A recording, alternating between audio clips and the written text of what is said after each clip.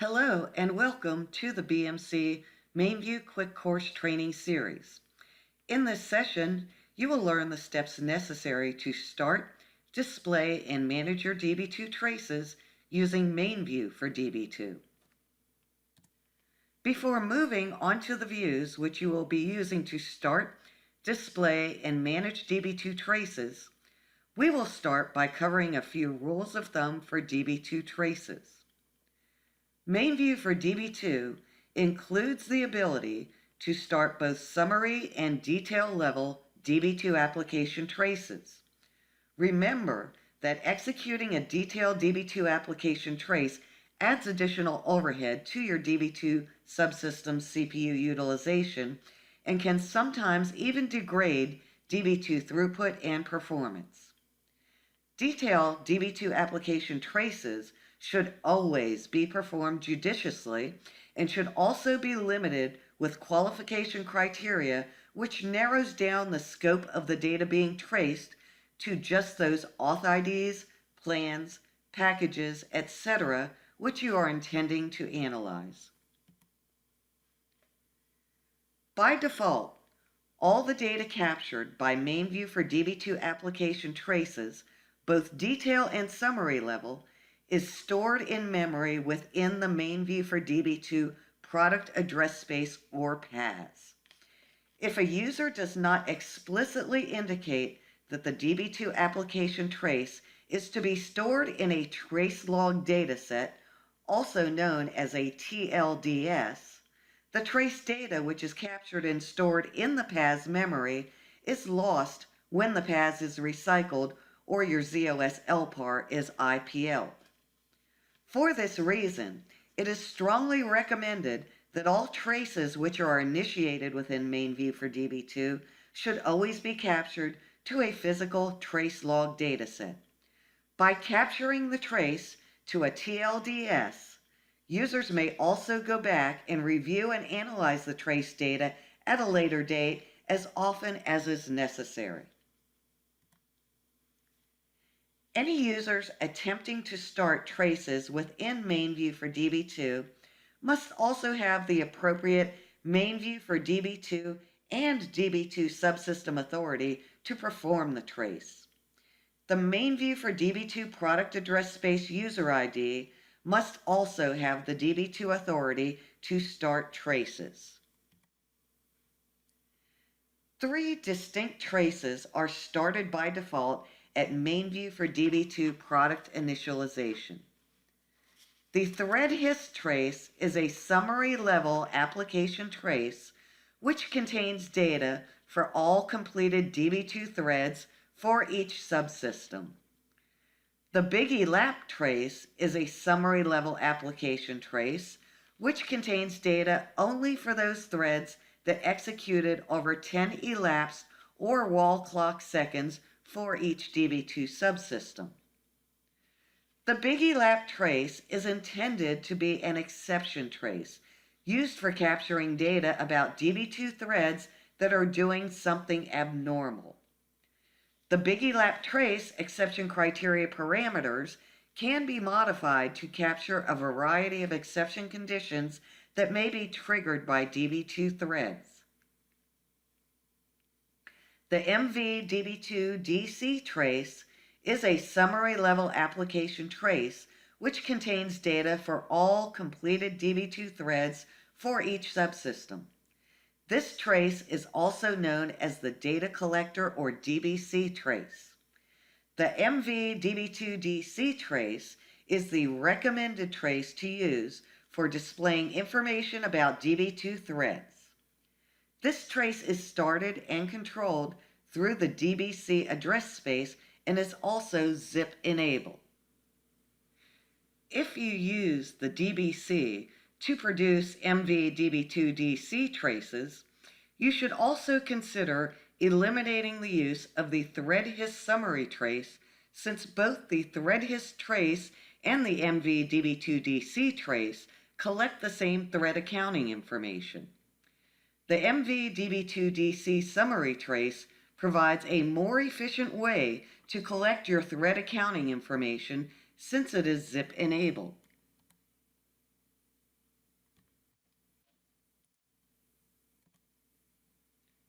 Here is an example of the EZDBA menu using the traditional 3270 interface.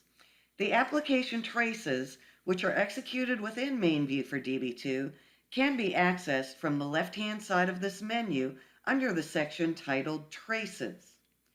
The item titled Traces-current/ST will take you to the CT or Current Traces view, where you can access the thread hist and big-elap traces. Place your cursor on the Traces-current-ST option and press Enter. If you prefer the browser interface, also known as the MainView Explorer, most of the same functionality is available as is in the 3270 interface. All of the remaining screenshots in this session will be shown using the MainView Explorer GUI interface. There are two functions which at the moment are only available in the 3270 interface. One, viewing detail traces, and two, the print command from the HT or history traces view. In the MainView Explorer interface, you will find the required trace views in the folders titled Thread Hist and Trace within the product tree in the left lower corner of the screen. Of course, you could also use the EZDBA menu as a starting point in MainView Explorer. By double-clicking either CT-current trace list from within the product tree on the left, or Traces-current ST within the Traces section of the EZDBA menu, you are then presented with the CT or Current Traces view. The CT view should display both the big-elap and the thread hist traces that are running for your current DB2 subsystem. At the top of this view, you will see various line commands which are available to be performed against each trace. To access the drop-down list which provides the line action commands, right-click your mouse on the trace ID name, then click the line action option. The S command will select a particular trace for displaying. The W command will show the parameters that were used to start this trace. The Z command will stop the trace, yet retain all associated data. The P command purges and stops the trace, but also deletes the trace data. You can use the HT logs view to display information about all available sources of thread accounting history for one DB2 subsystem at a time in target mode. This includes each trace log dataset, TLDS, and data from the MainView for DB2 Data Collector active trace datasets. There are several ways to enter HT logs. Use the hyperlink provided at the top of the CT view shown on the previous slide, or double-click HT logs in the product tree in the left lower corner, or double-click thread history/query on the EZDBA menu. To access the thread records within each trace from the HT logs view, you should now double-click on the number records column for the particular trace you wish to view. You are then taken to the HTI QZ view. The HTI QZ view provides a 15-minute summarization of your thread history activity. There are two options available for drilling down on the thread information from this view. You can either hyperlink on the end time field to further break down a 15-minute summarized interval into 5-minute chunks and 1-minute chunks. Or you can hyperlink on the record count field to go to a list of individual threads for that time period. When you hyperlink on the record count, you will be taken to a listing of all the individual threads for the specified interval. Here we provide an example of the TRL track view, which displays all of the individual threads for an interval within the thread hist trace. To obtain more detailed information about each individual thread, hyperlink on the end time field for a given thread. The TRS track view is then displayed. On the upper right-hand side of the TRS track view, hyperlinks are provided which can be used to navigate directly to a specific section of the thread accounting information. You may also use your PF7 and PF8 keys to scroll up and down sequentially through the information. Let's navigate back to the EZDBA menu now and go into viewing history traces. On the left-hand side of the EZDBA menu, under the Traces section, hyperlink on the Traces-History Admin selection option. You are then taken to the HT or History Traces view. The blue line items indicate traces that have been executed at a previous point in time and are completed. The green line items indicate traces that are still currently running or active. You can hyperlink on any past trace or current trace simply by placing your cursor on the trace ID name and double-clicking your mouse. You will then be taken to the HT Logs view where you will hyperlink on the Number Records field to view the thread history summary and drill into specific threads. The individual thread listing is displayed on the TRL track view shown in this example. You can then hyperlink on the end time field for any thread and display the details pertaining to that thread.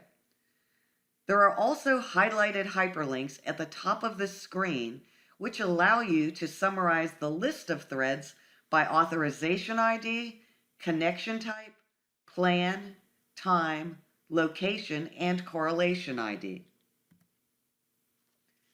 When you take the hyperlink on the end time field to display individual thread details, you are also taken to the TRS track view, which was discussed previously.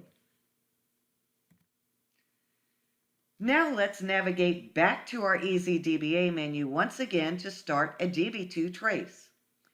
On the left-hand side of the screen, under the Traces section, hyperlink on the option titled Traces-Current ST. You are then taken to the CT or Current Traces view. Hyperlink on the ST Start Application Trace option in the upper section of this view. You will now be presented with a series of 5 panels which contain fields where you will enter all of your trace specification criteria. Start on the upper left-hand side in the target field and verify that the DB2 subsystem ID in that field is the one where you intend to execute the trace. Then enter your trace name, 1 to 8 characters, into the parm field. Underneath the parm field, in the type field, enter the letter S for a summary trace or the letter D for a detail trace. Moving back over to the upper right-hand side of the dialog panel, the Start field indicates at what time you wish the trace to start.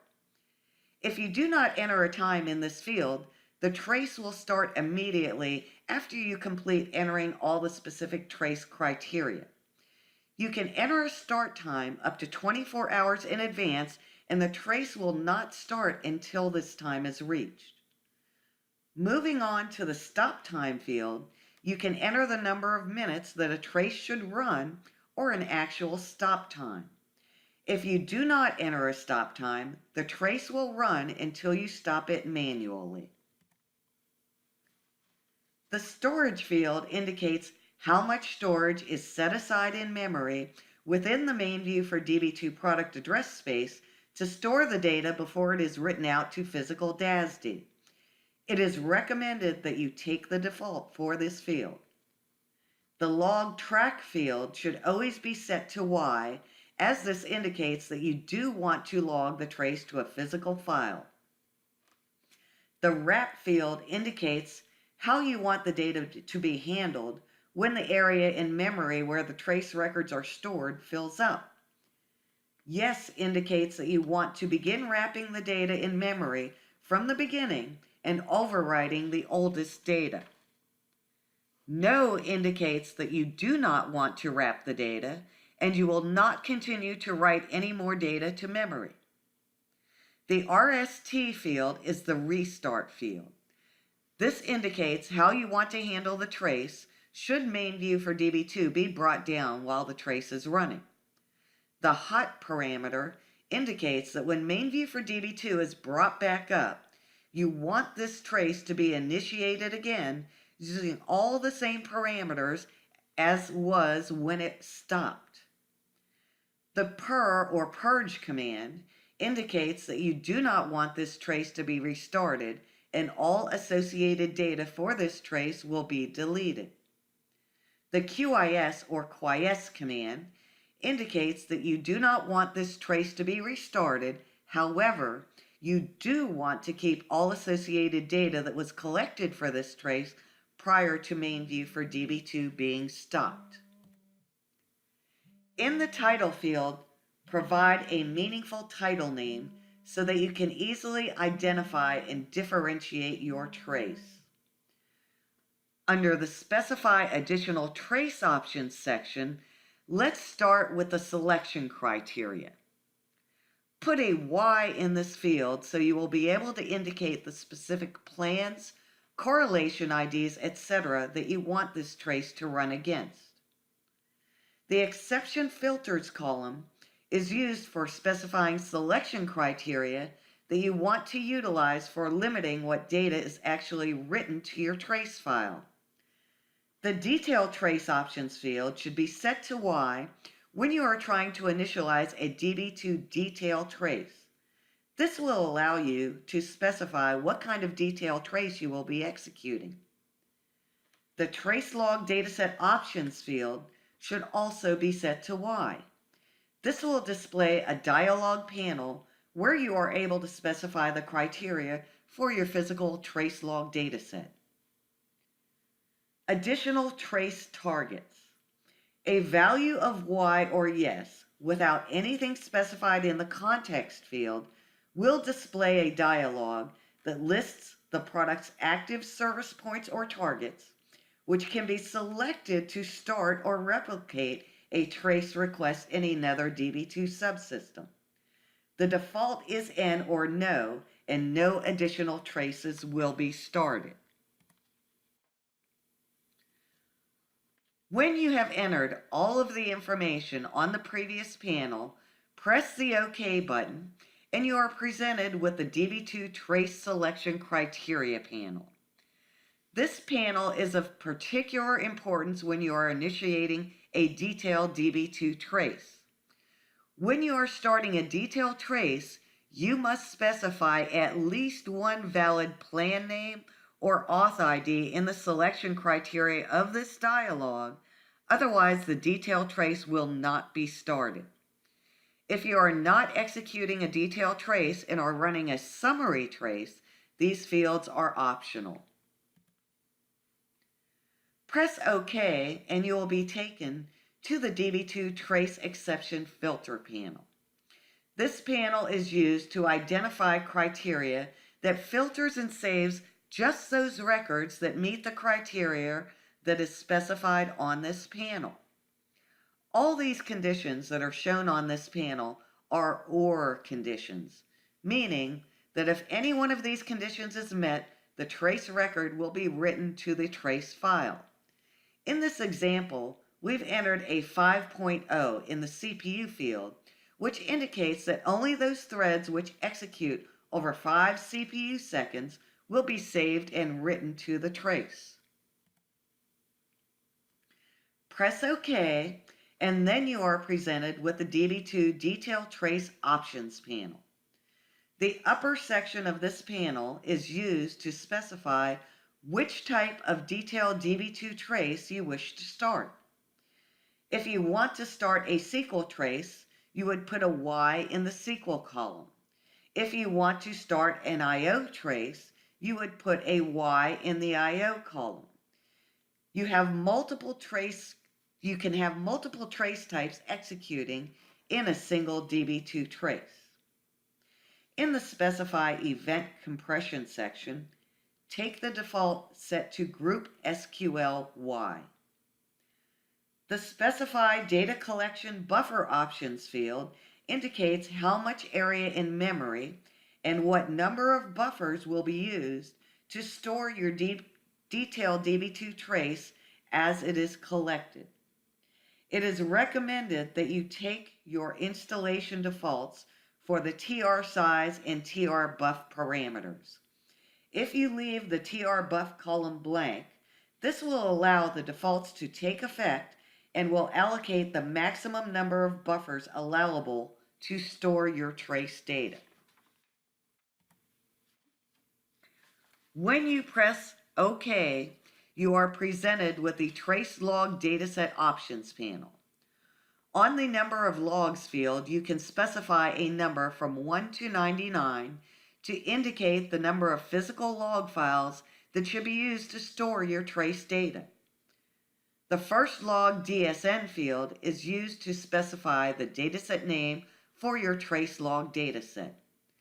Should you choose to supply a dataset name here, you must enclose the dataset name in single quotation marks, and the last node of the dataset name must be specified as V01.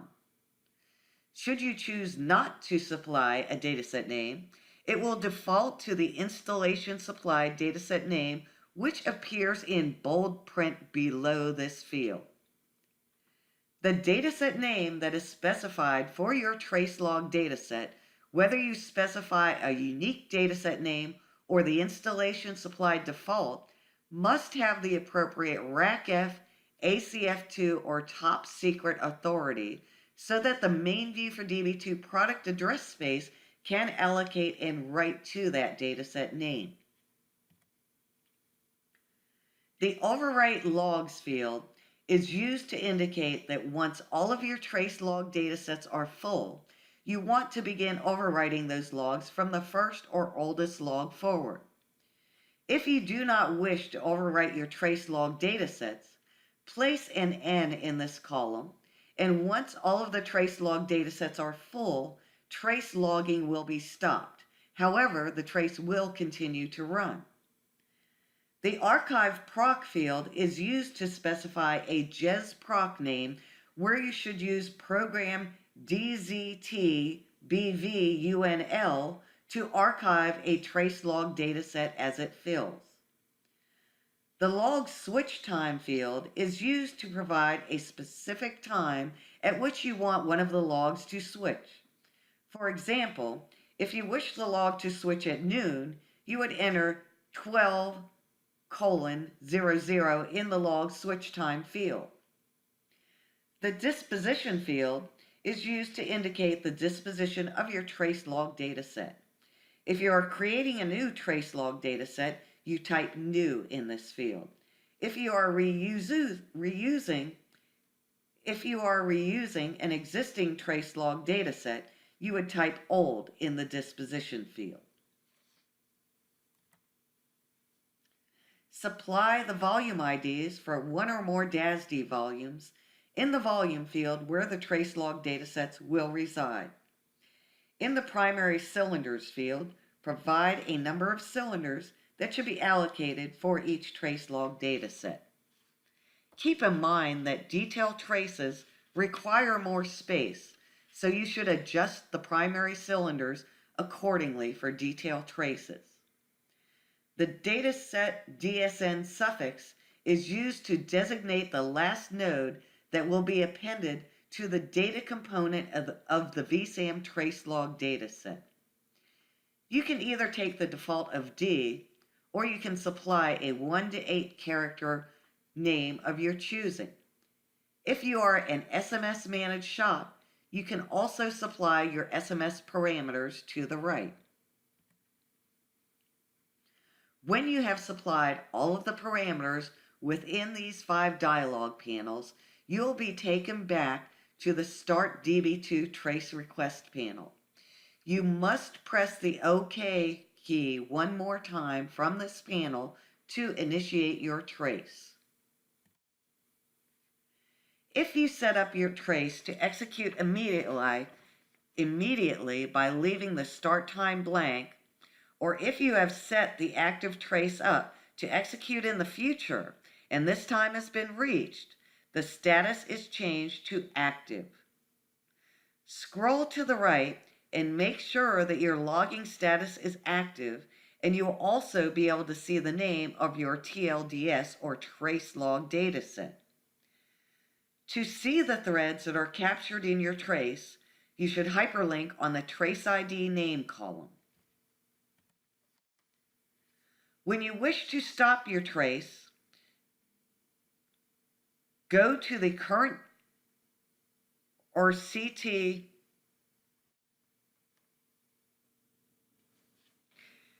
If you set up your trace to execute immediately by leaving the start time blank, or if you have set the trace to execute in the future and this time has been reached, the status is changed to active. Scroll to the right and make sure that your logging status is active, and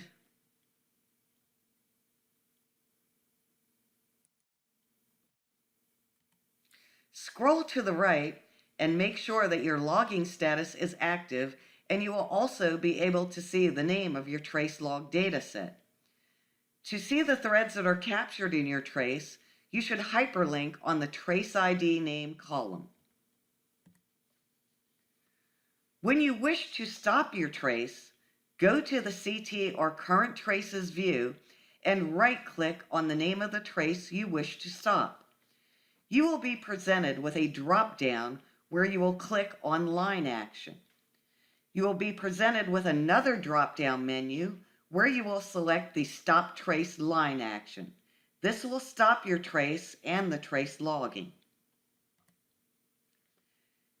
You should verify that your trace has stopped by scrolling over to the right and displaying the status field.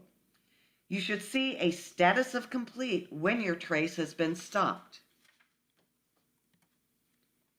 You may also delete traces that are no longer needed by using the delete command on the HT or History Traces view. When you hyperlink on the delete option near the top of this view, a dialog box will be displayed allowing you to delete traces in several different ways. This function is developed for people who are responsible for trace administration at your site. The older than option is very helpful if there are a large number of old application traces that you wish to delete. This concludes the MainView for DB2 Starting and Managing Application Traces session. For more information about any BMC mainframe product, please visit the URL shown in this slide.